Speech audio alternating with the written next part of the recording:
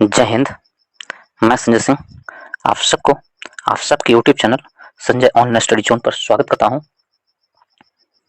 आधुनिक भारत का यह नेक्स्ट अध्याय है। इस अध्याय में भारत का विभाजन एवं स्वतंत्रता से संबंधित जो भी प्रश्न पूछे गए हैं उससे हम लोग पढ़ेंगे और यह आधुनिक भारत का 34वां वीडियो होगा दोस्तों। इसके बाद एक दो और वीडियो आधुनिक भारत के आएंगे, उसके बाद आधुनिक भारत का पूरी बुक समाप्त हो जाएगी। इतिहास का भी पूरा बुक समाप्त हो जाएगा दोस्तों।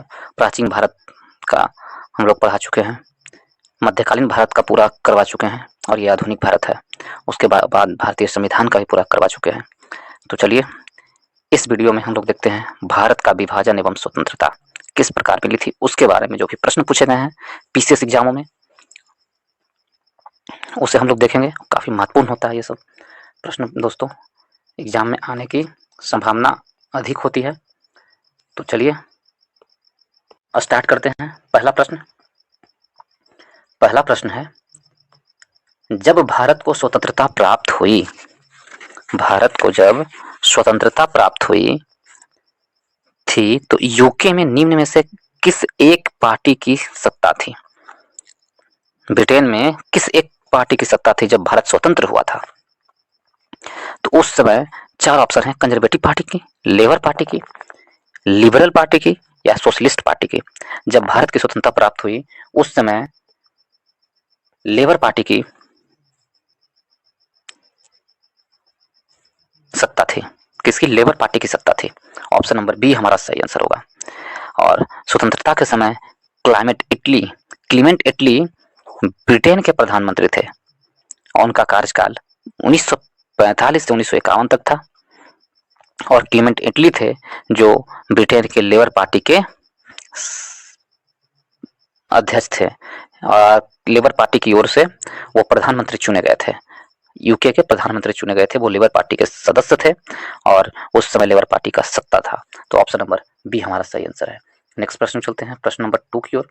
यदि प्रश्न नंबर 2 की ओर देखें, भारत के स्वतंत्र होते समय इंग्लैंड के प्रधानमंत्री कौन था? अभी जस्ट हमने बताया जब भारत स्वतंत्र हुआ था उस समय इंग्लैंड के प्रधानमंत्री लेबर पार्टी के सदस्य क्लीमेंट एटली थे। ऑप्शन नंबर बी हमारा सही आंसर होगा। क्लीमेंट एटली इंग्लैंड के प्रधानमंत्री थे जब भारत को आजादी मिली थी, स्वतंत्र हुआ था। ऑप्शन नंबर बी हमारा सही आंसर होगा। नेक्स्ट प्रश्न पे चलते हैं प्रश्न नंबर 3 की ओर। प्रश्न नंबर 3 में है, ब्रिटिश सरकार ने जून 1948 तक भारत छोड़ने की घोषणा की थी। तो ब्रिटिश सरकार ने जून 1948 तक भारत छोड़ने की घोषणा कब की थी, ये पूछा है। किस वर्ष ये घोषणा की थी ब्रिटिश सरकार ने कि जून 1948 तक भारत हम लोग छोड़ देंगे? चार ऑप्शन है, 1946 में, फरवरी 1947 में, अप्रैल 1947 में, जून 1947 में। तो ब्रिटिश सरकार ने फरवरी 1947 में यह घोषणा करती है कि जून 1948 तक भारत छोड़ देंगे। ऑप्शन नंबर बी हमारा सही आंसर होगा। फरवरी 1947 में यह घोषणा की थी। नेक्स्ट प्रश्न चलते हैं प्रश्न नंबर 4 की ओर। प्रश्न नंबर 4 में है, लॉर्ड माउंटबेटन वायसराय के रूप में भारत आए। तो लॉर्ड माउंटबेटन वायसराय के रूप में भारत आए, क्यों आए? तो भारतीय उपमहाद्वीप को विभाजित करने के विशेष हिदायत के साथ नहीं, यथासंभव भारत को संयुक्त रखने की विशेष हिदायत के साथ। तो यस, ऑप्शन नंबर बी हमारा सही आंसर होगा। यथासंभव भारत को संयुक्त रखने की विशेष हिदायत के साथ लॉर्ड माउंटबेटन वायसराय के रूप में भारत आए थे। ऑप्शन नंबर बी हमारा सही आंसर होगा। नेक्स्ट प्रश्न चलते हैं प्रश्न नंबर 5 की ओर। 5 में कहा गया है कि कौन सी योजना भारतीय स्वतंत्रता का आधार बनी? तो भारतीय स्वतंत्रता का आधार कौन सी योजना बनी? क्रिप्स मिशन योजना, बेबल योजना, माउंटबेटन योजना, इनमें से कोई नहीं। तो माउंटबेटन योजना भारतीय स्वतंत्रता का मूल आधार बना। ऑप्शन नंबर सी हमारा सही आंसर होगा। माउंटबेटन ने 15 अगस्त 1947 को भारतीयों को सत्ता सौंपने का दिन निर्धारित किया और लगभग 2 माह चली वार्ताओं के बाद माउंटबेटन इस निष्कर्ष पर पहुंचे कि विभाजन ही एकमात्र विकल्प है। अतः एटली के वक्तव्यों के दायरे में भारत का विभाजन की एक योजना तैयार की गई, जिसे माउंटबेटन योजना के नाम से जाना जाता है।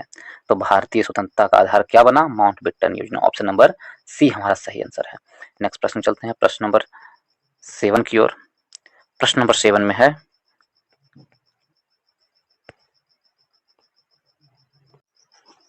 5 के बाद 6 नंबर प्रश्न की ओर चलते हैं हम लोग। प्रश्न नंबर 6 में कहा गया है, माउंटबेटन योजना आधार बनी। माउंटबेटन योजना आधार बनी किसका? ब्रिटिश शासन की निरंतरता के लिए? नहीं। सत्ता के हस्तांतरण की? सही है, माउंटबेटन योजना सत्ता के हस्तांतरण के लिए बनी। और अगली ऑप्शन देखें, देश के विभाजन की? देश के विभाजन की भी बनी थी। और सांप्रदायिक सदस्यों की समाधान की? तो ये गलत है। तो ऑप्शन नंबर बी और सी दोनों आंसर होगा। नेक्स्ट प्रश्न चलते हैं प्रश्न नंबर 7 में। प्रश्न नंबर 7 में कहा गया है, भारतीय स्वतंत्रता अधिनियम the Indian independence act British संसद द्वारा पारित किया गया। इंडियन इंडिपेंडेंस एक्ट ब्रिटिश संसद द्वारा कब पारित किया गया? जनवरी 1947, जुलाई 1947, अगस्त 1947 और अगस्त 1946। तो इंडियन इंडिपेंडेंस एक्ट जुलाई 1947 में पारित किया गया। 3 जून 1947 के अनुरूप ब्रिटिश संसद द्वारा 18 जुलाई 1947 को भारतीय स्वतंत्रता अधिनियम पारित किया गया। कब? 18 जुलाई, यहाँ पर लिख दीजिए 18 जुलाई 1947 को। ऑप्शन नंबर बी हमारा सही आंसर होगा। इंडियन इंडिपेंडेंस एक्ट पारित किया गया 18 जुलाई 1947। ऑप्शन नंबर बी सही है। नेक्स्ट प्रश्न चलते हैं प्रश्न नंबर 8 की ओर। 8 में कहा गया है, भारतीय स्वतंत्रता अधिनियम 1947 प्रभावी हुआ। तो भारतीय स्वतंत्रता अधिनियम 1947 कब प्रभावित हुआ? तो 18 जुलाई 1947 को प्रभावित हुआ। ऑप्शन नंबर सी हमारा सही आंसर होगा। भारतीय स्वतंत्रता अधिनियम 18 जुलाई 1947 को प्रभावी हुआ। ऑप्शन नंबर सी सही आंसर है। नेक्स्ट प्रश्न चलते हैं प्रश्न नंबर 9 में। प्रश्न नंबर 9 को देखें तो भारतीयों को वर्ष 1947 में सार्वभौम सत्ता सौंपने की योजना निम्न में से किस नाम से जानी गई? तो भारतीयों को वर्ष 1947 में सार्वभौम सत्ता सौंपने की योजना माउंटबेटन योजना के नाम से जानी गई। ऑप्शन नंबर सी हमारा सही आंसर होगा। किस नाम से? तो माउंटबेटन योजना के नाम से जानी गई। ऑप्शन नंबर सी सही आंसर है। नेक्स्ट प्रश्न चलते हैं प्रश्न नंबर 10 की ओर।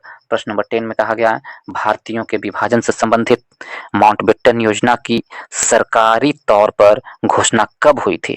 भारत के विभाजन से संबंधित माउंटबेटन योजना की सरकारी तौर पर विभाजन कब हुई थी? तो 4 जून 1947 को, 10 जून 1947 को, 3 जुलाई 1947 को या 3 जून 1947 को? तो माउंटबेटन योजना 3 जून 1947 को घोषणा हुई थी। 3 जून 1947। ऑप्शन नंबर डी हमारा सही आंसर होगा। नेक्स्ट प्रश्न चलते हैं प्रश्न नंबर 11 की ओर। प्रश्न नंबर 11 में है, प्रश्न नंबर 11 में दिया हुआ है, एक कथन है और उसके बाद कारण है। तो अंग्रेजों ने भारत को 1947 में स्वतंत्रता प्रदान कर दी। तो ये बिल्कुल सही है। अंग्रेजों ने भारत को 1947 में स्वतंत्रता प्रदान कर दी, ये सही है। और कारण है, अंग्रेज द्वितीय विश्व युद्ध में निर्बल हो चुके थे, इसी कारण तो अंग्रेजों ने भारतीय को स्वतंत्रता प्रदान कर दी। ऑप्शन नंबर ए हमारा सही आंसर होगा। कथन भी सही है, कारण भी सही है और कारण कथन का सही व्याख्या भी करता है। तो इस प्रकार ऑप्शन नंबर ए हमारा सही आंसर है। नेक्स्ट प्रश्न चलते हैं प्रश्न नंबर 12 की ओर। प्रश्न नंबर 12 में है, इसमें कहा गया है, निम्न 2 वक्तव्य दिए गए हैं जिनमें से पहले को कथन ए और दूसरे को कथन आर कहा गया है। तो ए में है, स्वतंत्र भारत में ब्रिटेन की प्रभुता बनी रही। स्वतंत्र भारत में ब्रिटेन की प्रभुसत्ता बनी रही? नहीं, बिल्कुल नहीं, ये गलत है। ब्रिटेन की प्रभुसत्ता स्वतंत्र भारत में नहीं बनी रही। और कारण है, स्वतंत्र भारत के गवर्नर जनरल की नियुक्ति ब्रिटेन के संप्रभु सत्ता संपन्न शासक ने की। तो ये सही है। स्वतंत्र भारत के गवर्नर जनरल की नियुक्ति ब्रिटेन के संप्रभु सत्ता संपन्न शासक ने की, ये सही है। आर सही है परंतु ए गलत है। तो इस प्रकार यदि ऑप्शन देखें तो ऑप्शन नंबर डी हमारा सही आंसर होगा। ए गलत है परंतु आर सही है। ऑप्शन नंबर डी हमारा सही आंसर होगा। नेक्स्ट प्रश्न चलते हैं प्रश्न नंबर 13 की ओर। प्रश्न नंबर 13 में है, भारतीय स्वाधीनता विधेयक को राजकीय स्वीकृति प्राप्त की थी। भारतीय स्वाधीनता विधेयक को राजकीय स्वीकृति प्राप्त की थी। किसने प्राप्त की थी राजकीय स्वीकृति भारतीय स्वाधीनता स्वाधीनता को 18 जुलाई 1947 को, 19 जुलाई 1947 को, 20 जुलाई 1947 को, 21 जुलाई 1947 को। तो 13 नंबर प्रश्न में ऑप्शन नंबर ए हमारा सही आंसर होगा। 18 जुलाई 1947 को भारतीय स्वाधीनता विधेयक को राजकीय स्वीकृति प्राप्त की गई थी। ऑप्शन नंबर ए हमारा सही आंसर होगा। ऑप्शन नंबर ए सही आंसर है। नेक्स्ट प्रश्न चलते हैं प्रश्न नंबर 14 की ओर। प्रश्न नंबर 14 में है भारतीय विभाजन का बाल्कन प्लान उपज था, किसकी उपज था? बाल्कन प्लान चर्चिल के मस्तिष्क की, जिन्ना के मस्तिष्क की, वेटन के मस्तिष्क की, या बीपी मेनन के मस्तिष्क की? तो भारत के विभाजन का बाल्कन प्लान माउंटबेटन के मस्तिष्क की उपज था। ऑप्शन नंबर सी हमारा सही आंसर है। ऑप्शन नंबर सी सही आंसर है। नेक्स्ट प्रश्न चलते हैं प्रश्न नंबर 15 की ओर। प्रश्न नंबर 15 में कहा गया है कि 1947 में भारतीय राष्ट्रीय कांग्रेस देश के विभाजन के लिए मुख्य रूप से इसलिए सहमत हुई क्योंकि 1947 में भारतीय राष्ट्रीय कांग्रेस देश के विभाजन के मुख्य रूप से इसलिए सहमत हुई क्योंकि ऑप्शन ए में है उन्हें तब दो राष्ट्र सिद्धांत स्वीकार था नहीं, बी में है इसे ब्रिटिश सरकार द्वारा थोपा गया था और कांग्रेस इस मामले से निस्सहाय था, ये भी नहीं।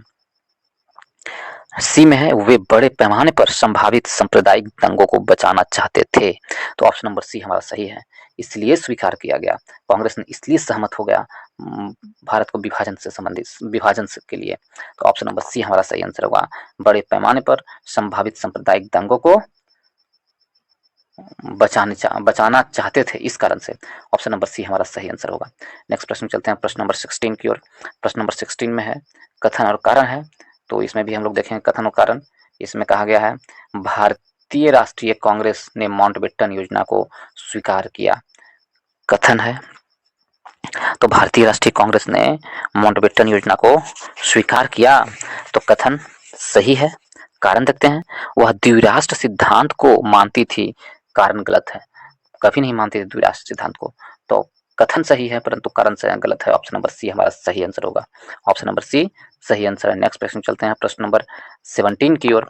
प्रश्न नंबर 17 में कहा गया भारत के विभाजन के विकल्प के रूप में गांधी जी ने माउंटबेटन को सुझाया था कि वे भारत के विभाजन के विकल्प के रूप में गांधी जी ने माउंटबेटन को सुझाया था कि स्वतंत्रता प्रदान करने के कार्य को स्थगित करे, बिल्कुल नहीं। नेहरू और जिन्ना को साथ साथ सरकार बनाने के लिए आमंत्रित करे, बिल्कुल नहीं, ये भी नहीं कहा था महात्मा गांधी ने। सेना को कुछ समय के लिए अधिकार ग्रहण करने के लिए आमंत्रित करे, ये भी गलत है। ऑप्शन नंबर बी, जिन्ना को सरकार बनाने के लिए आमंत्रित करे, गांधी जी ने ये कहा था माउंटबेटन जी को। गांधी जी ने माउंटबेटन को सुझाया था कि जिन्ना को सरकार बनाने के लिए आमंत्रित करें। ऑप्शन नंबर बी हमारा सही आंसर होगा। नेक्स्ट प्रश्न चलते हैं प्रश्न नंबर 18 की ओर। प्रश्न नंबर 18 में है रेडक्लिफ समिति किस लिए नियुक्त की गई थी? तो रेडक्लिफ समिति थी किस लिए नियुक्त की गई थी? भारत में अल्पसंख्यकों की समस्या को सुलझाने के लिए, या स्वतंत्रता विधेयक को कार्य रूप में पारित करने के लिए, या भारत और पाकिस्तान के बीच सीमाओं को निर्धारित करने के लिए, या पूर्वी बंगाल के दंगों को जांच करने के लिए। तो रेडक्लिफ समिति भारत और पाकिस्तान के बीच सीमाओं को निर्धारण करने के लिए नियुक्त की गई थी। ऑप्शन नंबर सी हमारा सही आंसर होगा। यदि नेक्स्ट प्रश्न चलते हैं प्रश्न नंबर 19 में। प्रश्न नंबर 19 में कहा भारत विभाजन के संदर्भ में 1947 में नियुक्त सीमा आयोग की अध्यक्षता किसने की थी? तो 1947 में सीमा आयोग की अध्यक्षता रेडक्लिफ ने किए थे। ऑप्शन नंबर बी हमारा सही आंसर होगा, रेडक्लिफ रेखा 17 अगस्त 1947 को भारत विभाजन के बाद भारत और पाकिस्तान के बीच सीमा बनाई गई और सर सिरिल रेडक्लिफ की अध्यक्षता में सीमा आयोग द्वारा रेखा का निर्धारण किया गया, जो 88 करोड़ लोगों के बीच 1,75,000 वर्ग मील क्षेत्र को न्यायोचित रूप से विभाजित करने के लिए अधिकृत किए थे। तो ऑप्शन नंबर बी हमारा सही आंसर होगा, रेडक्लिफ थे। नेक्स्ट प्रश्न चलते हैं प्रश्न नंबर 20 की ओर। प्रश्न नंबर 20 में कहा गया है कि भारत के विभाजन को टालने का अंतिम अवसर समाप्त हो गया था। तो भारत के विभाजन को टालने के लिए अंतिम अवसर समाप्त हो गया था कब? जब कैबिनेट मिशन को अस्वीकार करने के साथ ही, कैबिनेट मिशन को अस्वीकार कर दिया था, उसके साथ ही भारत के विभाजन के लिए अंतिम अवसर समाप्त हो गया था। भारत के विभाजन को टालने की अंतिम अवसर समाप्त हो गए थे। ऑप्शन नंबर सी हमारा सही आंसर है। नेक्स्ट प्रश्न चलते हैं प्रश्न नंबर 21 की ओर। 21 में कहा गया है 14 जून 1947 को कांग्रेस के दिल्ली अधिवेशन में भारत के विभाजन का प्रस्ताव स्वीकृत हुआ और इस अधिवेशन के अध्यक्ष थे, कौन थे इस अधिवेशन के अध्यक्ष? राजेंद्र प्रसाद, सरदार वल्लभ भाई पटेल, आचार्य जे.बी. कृपलानी, जवाहरलाल नेहरू। तो ऑप्शन नंबर सी आचार्य जे.बी. कृपलानी। जब 14 जून 1947 को कांग्रेस के दिल्ली अधिवेशन में भारत में विभाजन का प्रस्ताव स्वीकृत हुआ था, उस इस अधिवेशन के अध्यक्ष कौन थे? Acharya J B. Kripalani. Option number C हमारा सही आंसर होगा। नेक्स्ट प्रश्न की ओर चलें यदि तो प्रश्न नंबर 22 की ओर यदि देखें, 22 में कहा गया है नई दिल्ली में 1947 में आयोजित अखिल भारतीय समिति की बैठक में निम्नलिखित में से किसने विभाजन के प्रस्ताव का समर्थन किया था? किसने विभाजन के प्रस्ताव को समर्थन किया? गोविंद बल्लभ पंत, सरदार वल्लभ भाई पटेल, जे.बी. कृपलानी या अब्दुल कलाम आजाद? तो option number D Abdul Kalam Azad विभाजन के किसने विभाजन के प्रस्ताव को समर्थन किया? तो सरदार अब्दुल कलाम आजाद ने विभाजन के प्रस्ताव को समर्थन किया था। ऑप्शन नंबर डी हमारा सही आंसर होगा। 3 जून 1947 को विभाजन योजना की पुष्टि के लिए अखिल भारतीय कांग्रेस समिति को 14 जून 1947 को हुई बैठक में गोविंद बल्लभ पंत ने भारत विभाजन का प्रस्ताव प्रस्तुत किए थे और मौलाना अब्दुल कलाम आजाद ने उनका समर्थन किए थे। ये प्रस्तुत प्रस्ताव को किसने किए थे? तो गोविंद बल्लभ पंत ने किया था, उसका समर्थन मौलाना Abdul Kalam Azad. Option number D हमारा सही आंसर है। नेक्स्ट प्रश्न चलते हैं प्रश्न नंबर 23 की ओर। निम्नलिखित में से किसने 1947 के कांग्रेस कमेटी की बैठक द्वारा विभाजन के प्रस्ताव के पारित होने को राष्ट्रवाद का संप्रदायवाद के पक्ष में समर्पण के रूप में लिया था? ऑप्शन ए में है डॉक्टर किचुल, बी में पुरुषोत्तम दास टंडन और सी में जवाहरलाल नेहरू और डी में जे.बी. पंत।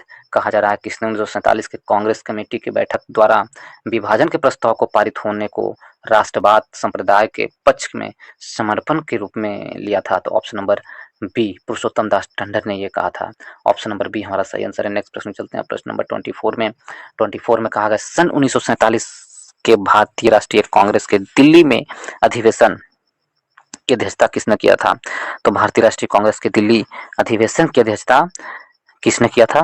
तो ऑप्शन नंबर ए जे.बी. कृपलानी ने किया था। ऑप्शन नंबर ए हमारा सही आंसर है। नेक्स्ट प्रश्न चलते हैं प्रश्न नंबर 25 की ओर। 25 में अखिल भारतीय कांग्रेस कमेटी के 14 जून 1947 के संपन्न हुई बैठक में भारत विभाजन के विपक्ष में निम्नलिखित में से किसने महत्व किया था या मतदान दिया था? भारत विभाजन के विपक्ष में किसने मतदान दिया था? तो चार ऑप्शन है अब्दुल कलाम आजाद, खान अब्दुल गफ्फार खान, सरदार वल्लभ भाई पटेल, गोविंद बल्लभ पंत। तो option number B Khan Abdul Ghaffar Khan ने बैठक में भारत विभाजन के विपक्ष में मतदान दिया था। ऑप्शन नंबर बी हमारा सही आंसर होगा। नेक्स्ट प्रश्न चलते हैं प्रश्न नंबर 26 में कहा गया है 14 से 15 अगस्त 1947 को मध्य रात्रि की अंतरिम संसद के स्वरूप में किसने सत्ता ग्रहण की थी? तो 14 या 15 अगस्त 1947 को मध्य रात्रि के अंतरिम संसद के रूप में सत्ता संविधान सभा ने किया था। ऑप्शन नंबर बी हमारा सही आंसर होगा। नेक्स्ट प्रश्न चलते हैं प्रश्न नंबर 27 की ओर। 27 में कहा गया है 14 से 15 अगस्त 1947 की मध्य रात्रि केंद्रीय असेंबली में इकबाल का गीत हिंदुस्तान हमारा तथा जनगण मन किसने गाया था? हिंदुस्तान हमारा और जनगण मन 1947 के मध्य रात्रि में, और चार ऑप्शन है तो उसमें से option number D S Subbulakshmi ji ने गाए थे। Option number D S Subbulakshmi ji ने गाई थी। ऑप्शन नंबर डी हमारा सही आंसर है। यदि नेक्स्ट प्रश्न में चलते हैं प्रश्न नंबर 28 की ओर। 28 में कहा गया है पहले अवसर पर भारत के प्रधानमंत्री की नियुक्ति की थी। तो पहले अवसर पर भारत के प्रधानमंत्री की नियुक्ति गवर्नर जनरल ने, ब्रिटिश सम्राट ने, महात्मा गांधी ने या वायसराय ने? तो पहले अवसर पर भारत के प्रधानमंत्री की नियुक्ति गवर्नर जनरल ने की थी। ऑप्शन नंबर ए हमारा सही आंसर होगा। और उस समय गवर्नर जनरल लॉर्ड माउंटबेटन थे। सॉरी दोस्तों, प्रश्न नंबर 28 में, ये प्रश्न 28 का मैं बता रहा हूँ। पहले अवसर पर भारत के प्रधानमंत्री की नियुक्ति की थी, किसने की थी? तो governor general Lord Mountbatten. Lord Mountbatten ने की थी। ऑप्शन नंबर ए हमारा सही आंसर होगा। नेक्स्ट प्रश्न चलते हैं, प्रश्न नंबर 29 की ओर। 29 में स्वतंत्र भारत के प्रथम गवर्नर जनरल कौन थे? तो स्वतंत्र भारत के प्रथम गवर्नर जनरल, भारतीय नहीं पूछा है, भारत के प्रथम गवर्नर जनरल कौन थे? तो स्वतंत्र भारत के प्रथम गवर्नर जनरल लॉर्ड माउंटबेटन थे। ऑप्शन नंबर डी हमारा सही आंसर है। नेक्स्ट प्रश्न चलते हैं, प्रश्न नंबर 30 की ओर। प्रश्न नंबर 13 में है निम्नलिखित में से कौन स्वतंत्र भारत का प्रथम गवर्नर जनरल था? स्वतंत्र भारत का प्रथम governor general Lord Mountbatten. Option number ए हमारा सही आंसर है। नेक्स्ट प्रश्न चलते हैं, प्रश्न नंबर 31 की ओर। 31 में कहा गया है कि स्वतंत्र भारत का अंतिम गवर्नर जनरल कौन था? स्वतंत्र भारत का अंतिम गवर्नर जनरल कौन था? तो सी राजगोपालाचारी स्वतंत्र भारत का अंतिम गवर्नर जनरल थे। ऑप्शन नंबर ए हमारा सही आंसर होगा। नेक्स्ट प्रश्न चलते हैं, प्रश्न नंबर 32 की ओर। 32 में स्वतंत्र भारत के पहले भारतीय गवर्नर जनरल थे? तो स्वतंत्र भारत के प्रथम भारतीय गवर्नर जनरल सी राजगोपालाचारी थे। ऑप्शन नंबर ए हमारा सही आंसर होगा। फिर से नेक्स्ट प्रश्न में चलते हैं, प्रश्न नंबर 33 की ओर। तो भारत के प्रथम एवं अंतिम भारतीय गवर्नर जनरल कौन थे? तो भारत के प्रथम एवं अंतिम भारतीय गवर्नर जनरल पूछ दिया है, तो कौन थे? 4 ऑप्शन है, तो इसमें से option number C Rajagopalachari Bharat के प्रथम एवं अंतिम भारतीय गवर्नर जनरल थे। ऑप्शन नंबर सी हमारा सही आंसर है। नेक्स्ट प्रश्न चलते हैं, प्रश्न नंबर 34 की ओर। भारत का अंतिम वायसराय कौन था? तो lord Wavell, lord Mountbatten, lord Linlithgow या आकिन लेक। तो भारत का अंतिम वायसराय भारत का अंतिम वायसराय कौन था? Lord Mountbatten. स्वतंत्रता के बाद वायसराय पद को समाप्त करके गवर्नर जनरल पद कर दिया गया था। तो भारत का अंतिम वायसराय यदि पूछे तो माउंटबेटन थे, और भारत का स्वतंत्र भारत का प्रथम गवर्नर जनरल पूछे तो वो भी लॉर्ड माउंटबेटन हो गए। ऑप्शन नंबर बी हमारा सही आंसर होगा। नेक्स्ट प्रश्न चलते हैं, प्रश्न नंबर 35 की ओर। स्वतंत्र भारत के प्रथम विधि मंत्री थे? स्वतंत्र भारत के प्रथम विधि मंत्री कौन थे? 4 ऑप्शन है, इसमें से एस.सी. सीतलवाड़ ए में है, बी में बी.आर. अम्बेडकर, सी में कैलाश नाथ काटजू और डी में रफीक अहमद किदवई। तो कहा गया स्वतंत्र भारत के प्रथम विधि मंत्री बी.आर. अम्बेडकर थे। स्वतंत्र भारत के प्रथम विधि मंत्री बी.आर. अम्बेडकर थे। ऑप्शन नंबर बी हमारा सही आंसर होगा। नेक्स्ट प्रश्न चलते हैं, प्रश्न नंबर 36 की ओर। प्रश्न नंबर 36 में है, बिल्कुल प्रारंभ से भारत के राष्ट्रपति के पद पर आसीन व्यक्तियों का निम्नलिखित में से कौन सा एक सही क्रम है? तो यदि देखें इसमें तो ऑप्शन नंबर डी हमारा एकदम सही क्रम है। सबसे पहले क्या है? डॉक्टर राजेंद्र प्रसाद, उसके बाद आते हैं एस राधाकृष्णन, उसके बाद जाकिर हुसैन और उसके बाद बीबी गिरी आते हैं। तो इस प्रकार यदि हम देखें तो डॉक्टर राजेंद्र प्रसाद का कार्यकाल कब से था? डॉक्टर राजेंद्र प्रसाद का कार्यकाल 1950 से लेकर के 1962 तक डॉक्टर राजेंद्र प्रसाद का कार्यकाल था। ठीक है, डॉक्टर राजेंद्र प्रसाद का कार्यकाल। उसके बाद एस राधाकृष्णन का कार्यकाल था, जो 1962 से लेकर के 1967 ईस्वी तक राधाकृष्णन का कार्यकाल था। उसके बाद यदि जाकिर हुसैन का कार्यकाल देखें, जाकिर हुसैन का कार्यकाल 1967 से लेकर के 1969 तक जाकिर हुसैन का कार्यकाल रहा। उसके बाद बीबी गिरी का कार्यकाल यदि देखें तो बीबी गिरी का कार्यकाल 1969 से लेकर के 74 ईस्वी तक रहा। तो इस प्रकार कालानुक्रम के रूप में सजाना कर रहा था। तो पहले राजेंद्र प्रसाद, उसके बाद एस राधाकृष्णन, जाकिर हुसैन, उसके बाद बीबी गिरी। इस प्रकार ऑप्शन नंबर डी हमारा सही आंसर होगा। नेक्स्ट प्रश्न चलते हैं, प्रश्न नंबर 37 की ओर। 37 नंबर प्रश्न में कहा गया है, इस प्रश्न में बताया गया है कि भारत का लॉर्ड माउंटबेटन की अध्यक्षता में बनी विभाजन परिषद में भारतीय राष्ट्रीय कांग्रेस का प्रतिनिधित्व किया था। तो लॉर्ड माउंटबेटन की अध्यक्षता में बनी विभाजन परिषद में भारतीय राष्ट्रीय कांग्रेस का प्रतिनिधित्व किसने किया था? एक में है अब्दुल कलाम आजाद, नहीं, जवाहरलाल नेहरू, ठीक है, तो 3 में है सरदार पटेल, ठीक है, और 4 में राजेंद्र प्रसाद। तो किसने किया था? जवाहरलाल नेहरू और सरदार पटेल ने लॉर्ड माउंटबेटन की अध्यक्षता में बनी विभाजन परिषद के भारतीय राष्ट्रीय कांग्रेस के प्रतिनिधित्व किया था। कौन? जवाहरलाल नेहरू और सरदार वल्लभ भाई पटेल। ऑप्शन नंबर 2 और 3 सही आंसर होगा। 2 और 3 सही आंसर है। यदि इस प्रकार देखें तो 2 और 3 यदि कथन में देखें तो कौन है 2 और 3? ऑप्शन नंबर बी हमारा सही आंसर है। 2 और 3 सही है। नेक्स्ट प्रश्न चलते हैं, प्रश्न नंबर 38 की ओर माउंटबेटन योजना जून 1947 में निम्नलिखित में से किस प्रांतों या प्रांत में लोक निर्णायत संतुष्टि की थी? सिंध ने, बलूचिस्तान ने, उत्तर पश्चिम सीमांत ने, उपरोक्त में से कोई नहीं। ये चार ऑप्शन में से देखें तो ऑप्शन नंबर डी उपरोक्त में से सभी, उपरोक्त में से सभी ने निर्णयार्थ संस्तुति की थी, निर्णयार्थ संस्तुति की थी लॉर्ड माउंटबेटन योजना की। तो option number A B C सभी के सभी सही है। इस प्रकार ऑप्शन नंबर डी हमारा सही आंसर है। नेक्स्ट प्रश्न चलते हैं प्रश्न नंबर 39 की ओर। भारत के विभाजन के समय भारतीय राष्ट्रीय कांग्रेस के अध्यक्ष थे। तो भारत विभाजन के समय भारतीय राष्ट्रीय कांग्रेस के अध्यक्ष सी राजगोपालाचारी थे। ऑप्शन नंबर सी जेबी कृपलानी थे। सी राजगोपालाचारी जेबी कृपलानी थे। ऑप्शन नंबर बी हमारा सही आंसर है। जेबी कृपलानी थे भारतीय राष्ट्रीय कांग्रेस के अध्यक्ष थे, जेबी कृपलानी। ऑप्शन नंबर बी हमारा सही आंसर है। नेक्स्ट प्रश्न चलते हैं प्रश्न नंबर 14 की ओर। 14 नंबर प्रश्न में है 15 अगस्त 1947 को निम्नलिखित में से कौन भारतीय राष्ट्रीय कांग्रेस का अध्यक्ष था?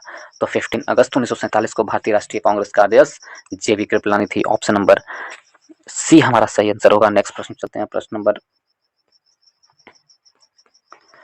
41 की ओर। भारतीय राष्ट्रीय कांग्रेस के 1946 में मेरठ में आयोजित अधिवेशन की अध्यक्षता किसने की थी? तो भारतीय राष्ट्रीय कांग्रेस के 1946 में मेरठ में आयोजित अधिवेशन की अध्यक्षता जेबी कृपलानी ने की थी। ऑप्शन नंबर ए हमारा सही आंसर होगा, जेबी कृपलानी ने। नेक्स्ट प्रश्न चलते हैं प्रश्न नंबर 42 की ओर। 42 में कहा जा रहा है, प्रश्न नंबर 42 में कांग्रेस द्वारा भारतीयों को 1947 में सत्ता हस्तांतरित किए जाने के समय कांग्रेस के अध्यक्ष कौन था? तो अंग्रेज द्वारा भारतीयों को 1947 में सत्ता हस्तांतरित किए जाने के समय कांग्रेस का अध्यक्ष, चार ऑप्शन है, इसमें से ऑप्शन नंबर डी हमारा सही आंसर होगा, जेबी कृपलानी थे। ऑप्शन नंबर डी सही आंसर है। नेक्स्ट प्रश्न चलते हैं प्रश्न नंबर 43 की ओर।